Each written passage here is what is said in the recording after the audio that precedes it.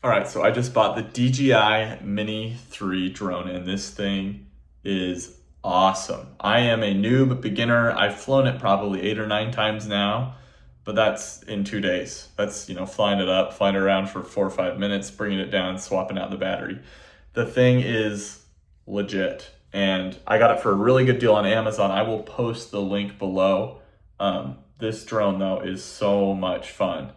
There's all these things you got to be aware of. This will be a pretty high level video, but I'm just going to explain to you beginner's thoughts, show you some of the footage. And if you're on the fence about buying a drone or don't know which drone to buy, hopefully this video can be a little helpful to you. But first things first, this drone was pretty cheap.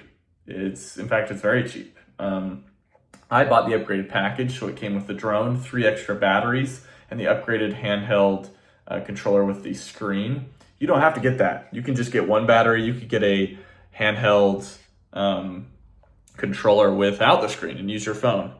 I chose to go with the screen. I have no regrets. Again, I got it on Amazon. I got it for a really good deal. Price will fluctuate, but overall, really, really fun. Why did I go with this model? Number one, it was cheap. Number two, the camera quality was good. There is the DJI Mini 4K. I have the Mini 3. The Mini 3 has a better camera. Ultimately, that's the biggest difference. Another thing is the DJI Mini 4K and 3 don't have propeller guards like the DJI Flip and I think it's the Osmo, as well as the Avata. There's some other models out there that have these propeller guards. Mine does not have that, so it's higher stakes. If I were to fly it into the side of a building or a tree or whatever, I'm probably going to break it. So I was scared about that. But then you realize when it comes to flying drones, the biggest tip I can give you is fly up above all the buildings, all the trees, and then just play around with it, right? Go side to side, turn it, play with the gimbal up and down. Again, I'm very much a noob. I'm still learning. But I'm already at the point where I put it into sports mode and I just let it rip. I mean, it goes like 30 miles an hour. Gosh, this thing is so much stinking fun. I haven't even gotten to the automatic shots where you can like focus it on a target and have it, pan automatically. There's so many cool things you can do with it, and I haven't even started with that. That's still something that I'm learning.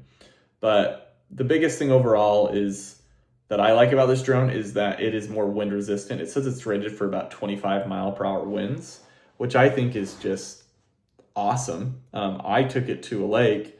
I didn't even have my SD card in it, so no footage, but I took it to a lake and I was flying that thing around, and it told me, hey, high wind warnings, and it was, winds were around 25 to 30 miles an hour.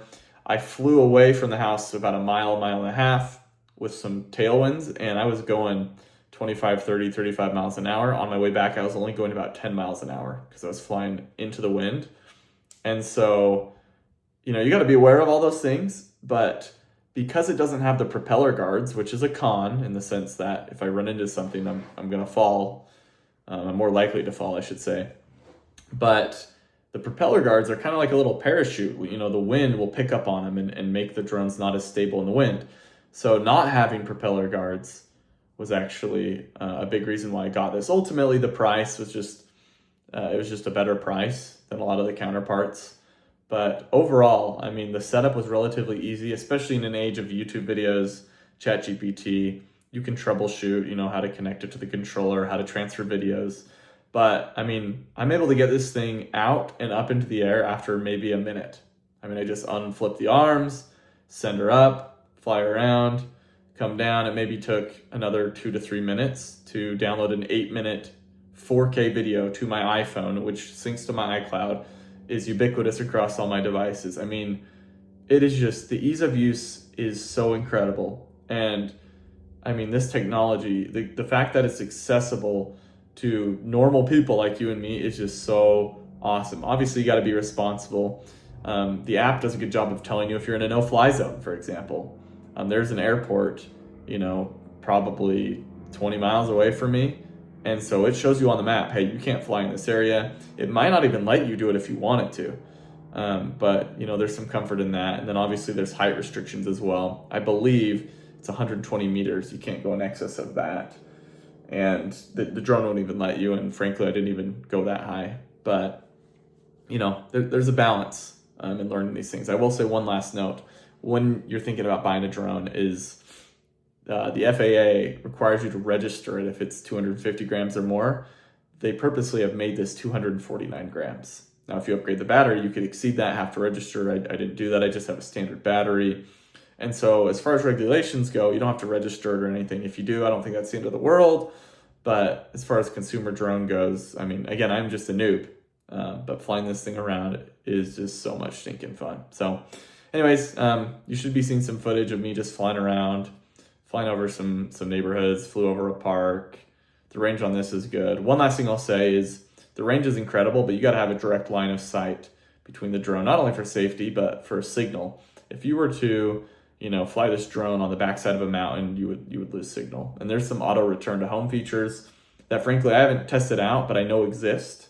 But in regards to the range of this thing, if you're gonna stand in front of your house, fly it behind your house and go half a mile away, you might start to lose range, and it will tell you, and you can turn it around and bring it back. But overall, super fun toy. Again, I'll post a link in the description, and you can definitely plan on a whole lot of awesome drone content. I mean, I'm going to the beach, California, I'm going into the mountains in Idaho, and you bet I'm going to be shooting a ton of footage in both of those locations and posting them onto this channel. So if you find that interesting, subscribe.